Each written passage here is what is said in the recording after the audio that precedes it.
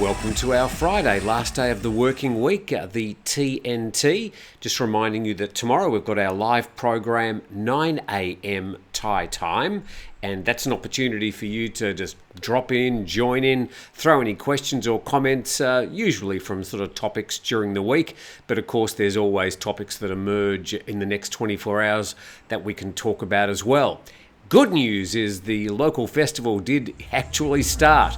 We had the parade last night. I think it was meant to be at 5 o'clock, but it sort of ended up around about 6 o'clock. And past my house anyway, it was certainly the slowest moving parade.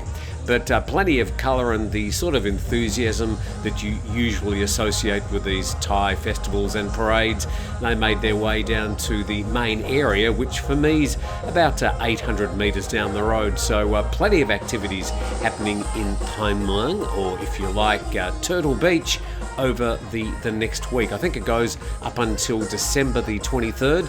So as they say, come on down, join in. There really is plenty to do for everybody in the family. They've got a little carnival, kids rides, lots of markets and shops and entertainment, and of course, a lot of noise, because as we know, there's two volumes for Thai PA systems, on and off.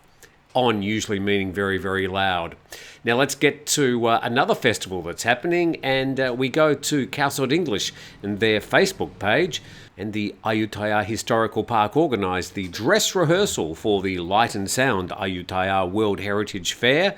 That started yesterday, it seems. The performance will take place, so here we go, from December the 15th to the 24th, and will tell the history of Pra Nakhon Ayutthaya, Thailand's former capital, for 417 years. And wow, look at that. Looks like it's going to be a very spectacular show indeed. This just shots from the dress rehearsal, but that's another festival, and that kicks off today, and it goes all the way up to December the 24th. So it's not all doom and gloom here on TNT, but we will be doing a follow-up to the story of the Taiwanese gentleman who sadly died after being refused care at a private hospital. That story coming up a little bit later, I suppose focusing on some of the international reaction to it. But in the meantime, it looks like there's been a little bit of rethinking in Thai tourism, and I think this is an important story because it's interesting for us to know the thinking in the minds of the Tourism and Sports Minister, the TAT, the Tourism Authority of Thailand, to maybe predict what's happening with things like tourism visas in the future. Sadly, I don't have any good news in that regard, but let's go to thaiexaminer.com, and they're reporting Thailand to move away from foreign tourism and rely more on home travellers in the latest TAT master plan. Now, don't worry, it doesn't mean that they're suddenly going to stop foreign tourism. That won't change. Foreigners will still be welcome, but I think it is probably smart that they focus on the domestic tourism and strengthen that, so that if worst comes to worst with foreign tourism, maybe another pandemic or whatever it might be, that they've still got this rump of strong local tourism in place. Let's go to the story.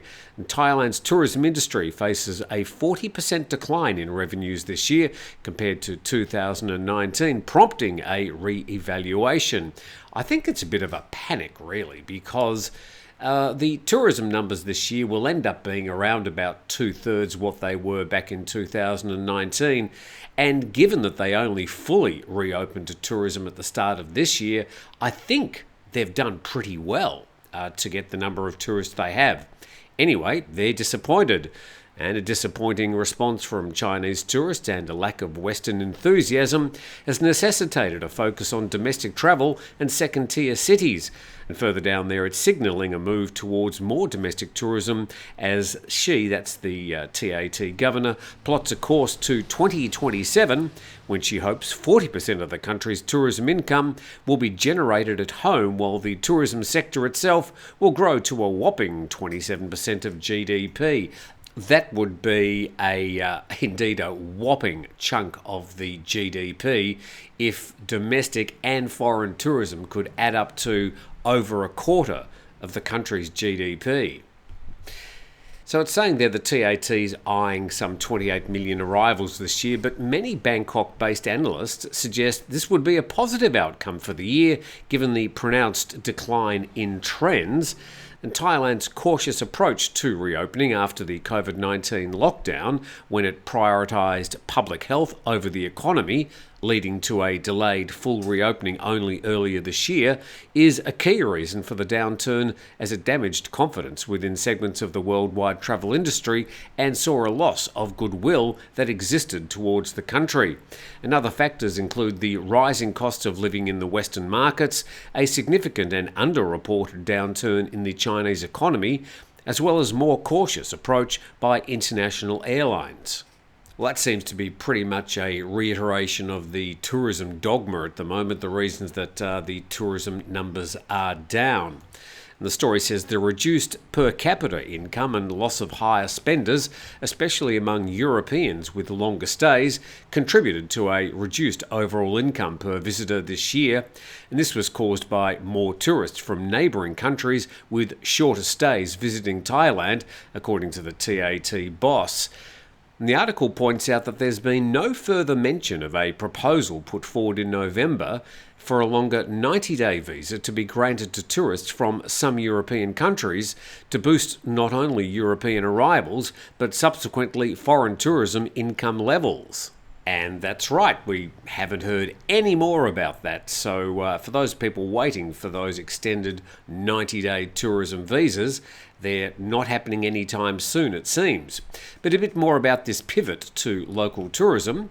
We go to thepatianews.com. Good morning, Adam and the team there. Thailand's tourism ministry aims to boost tourism in secondary cities. And the Tourism and Sports Minister announced plans to enhance tourism in Thailand's secondary cities. The provinces like Nong Bua Lampu and Kanchanaburi, rich in points of interest, are targeted for increased exposure to both local and international visitors. Now, having lived here for nearly 13 years, I can highly recommend getting off the beaten track. Now, I haven't been to Nong Bua Lampu, but I've certainly been up and around the Kanchanaburi area, and it is a real feast. There's a lot to do there, a very beautiful part of the world, and there are lots of these little nooks and crannies in Thailand that people seem to avoid. They go and stay in Phuket for a week, or they go and stay in Pattaya for a week, or Bangkok for a week. For heaven's sake, get a bus and get out of those areas and go and have a look. I mean, I'm just 20 minutes north of the island of Phuket, and it's a completely different world. I'm on this lovely beach in a very quiet little town on the way to Khao Lak. But this is just one tiny little spot out of many very interesting and beautiful spots in Thailand once you get the courage to just get out of those tourist ghettos. Halfway down that second paragraph, the ministry's objective for next year is to boost the average spending of tourists, which currently stands at about 43,000 baht per trip, with an average stay of 9 days. So a lot of people rushing to their calculator. How much do you spend per day, and what's your average stay when you come to Thailand? Noting that, for example, the Chinese market, the much sought after Chinese market, they only usually come for about 2 to 4 days at a time. And addressing the decline in Chinese tourists, the minister noted a noticeable decrease this year. However, the rise in visitors from other nations calls for a shift in market focus. While there are no current plans to extend visa-free policies, the ministry is considering increasing the duration of stay for European tourists, with a 30-day visit currently deemed sufficient. So there you go, they're considering it, but they're deeming the 30 days is sufficient, unless of course you're Russian, when you've now been given your visa waiver for not just 30 days, but now 90 days. But not anybody else apparently. And just noting down the bottom there, the article was a press release from the Thai government PR department, reprinted in the patianews.com. And we do thank, of course, 5 Star Marine. They do a great service for tourism in Phuket, the premium offshore boating experience on the island.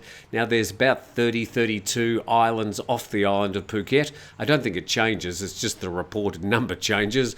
But Phangar is a huge bay with some beautiful islands and beaches, and 5-Star Marine can take you out there. You can go to this website and find out more about those destinations and get in contact with them. And in the description below, there's also a special deal for TNT viewers.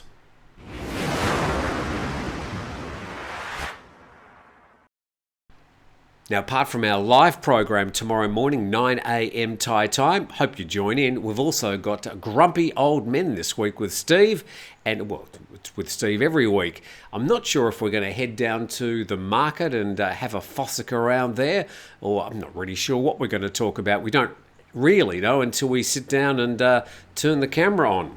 Anyway, let's head to the Bangkok Post, and we were talking about today, December the 15th, being the day that tourists will now, anybody will be able to stay officially at some of the nighttime venues until 4 a.m, unless you're in Khao San Road. And Khao San wants later closing time, as reported in Bangkok Post, with the new closing time of 4 a.m. set to begin today. Tourism operators on Khao San Road said it would not have much impact because this area is not included in the zone for extended hours. And the president of the local business association says tourists are confused as they thought night entertainment venues on Khao San Road could stay open until 4 a.m. Yeah, probably they did. That's only certain locations in Bangkok, I think, including Silom. I think they mentioned... No, they didn't mention Nana Plaza. I can't remember the actual locations, but Khao San Road was not one of them. However, pubs and bars in the Pra Nakhon district, where Khao San Road is situated, are not in the permitted zone for later hours, which is restricted, oh here we go, to Ratchadapisek, Silom and Phetchaburi roads. So not even Soy Cowboy or Nana Plaza. And venues outside these areas must hold an entertainment venue license or be located in hotels to stay open until 4 a.m. Khao San Road only has 5 licensed operators. So they're calling on the BMA to extend the permitted zone to Khao San Road. Would have thought if there was one location in Bangkok that probably deserved later opening hours, given the amount of tourist and foreign tourist traffic that goes there, Khao San Road would be on the list. And he said that 99% of tourism operators on this road have resumed business post-pandemic, while the remaining 1% were just small hostels which were permanently closed as their Asian customers, particularly Chinese travellers, have not returned as expected. However, European guests, mainly from Scandinavian countries, Germany, France and the UK, looks like you're back in the EU again, have almost fully returned to normal. So, methinks that Khao San Road will probably be included, either officially or otherwise, for the 4 a.m. closing.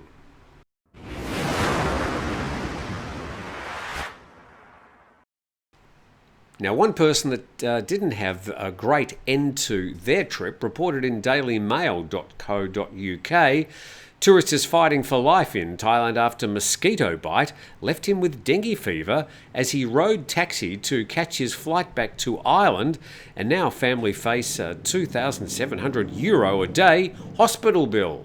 So the article gives you the impression that he was bitten in the taxi on the way to the airport and then suddenly succumbed to dengue fever.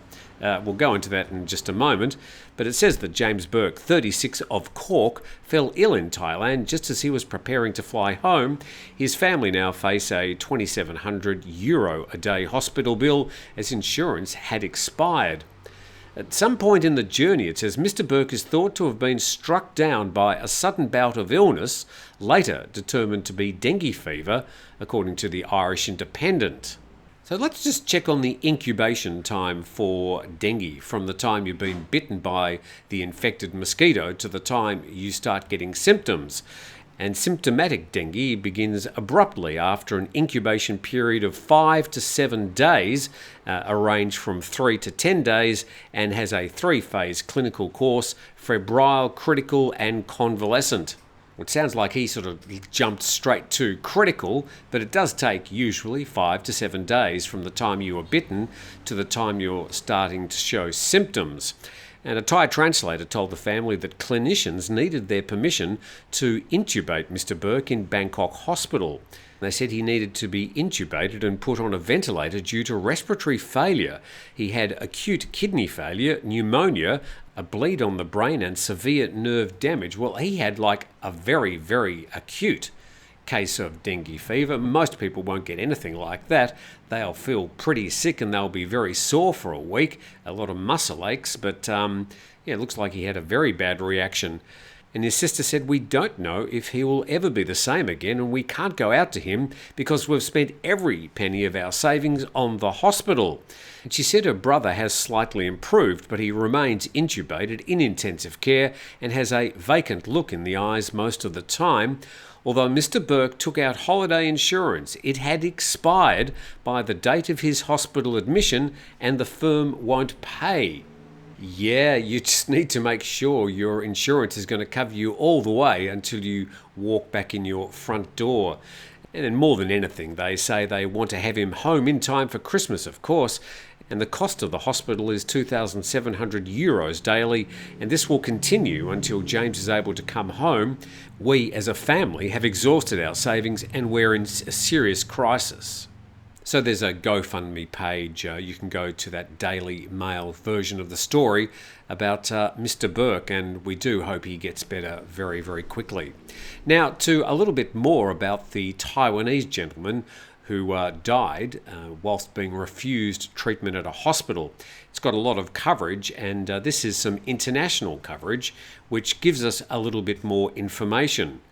And reported in metro.co.uk, the same article appearing in quite a few different publications overseas. A tourist who died turned away from hospital after concerns about large bill.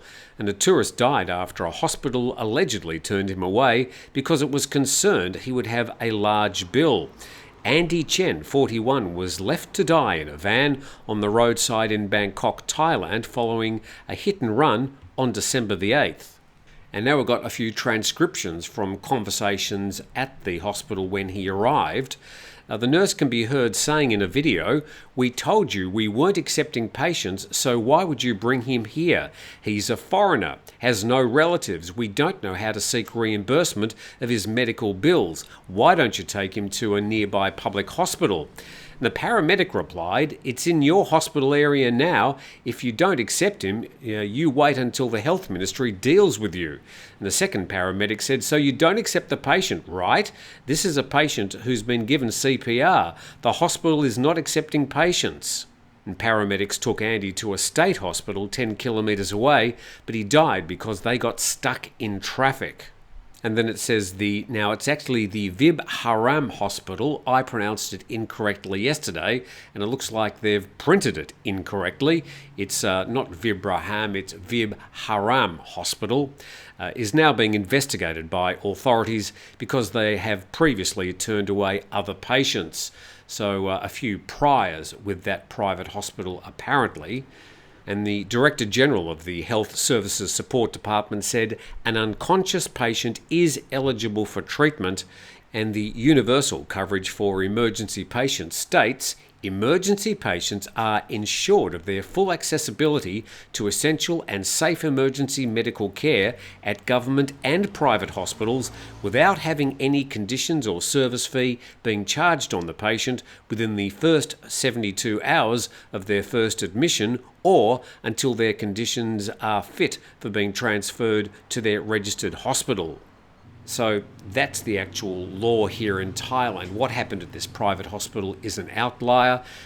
These sort of stories are extremely rare, I'm glad to say, and I do hope that this hospital is dragged over the coals and that this never happens to any more people, foreign or local. And with that, I thank you very much for watching today. Hopefully you're a bit more up to date with things happening around Thailand. Please subscribe to the channel. Now we do look forward to seeing you tomorrow morning. We can talk about any topics that are on your mind. You can join the comments section, as a lot of people do, and I struggle to get through it each week, but that's on at 9 a.m. tomorrow morning. Thanks to 5 Star Marine. We'll see you next time.